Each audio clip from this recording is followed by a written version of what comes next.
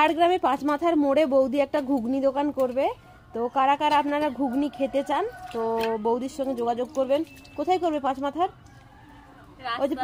না, পাঁচ মাথার যে স্ট্যাচুটা আছে ওখানেই করবে। তো যাই হোক, আপনারা ঘুগনি খেতে চাইলে বৌদির ঘুগনি দোকানে আসতে পারেন। কবে দোকানটা খোলা হচ্ছে খুব তাড়াতাড়ি জানাবে, তাই তো?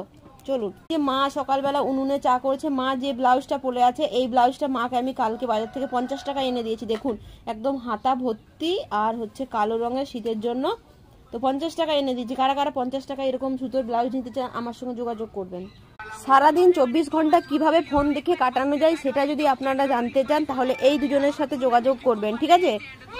হ্যাঁ বল, এটা টাকা টাকা এদিকে।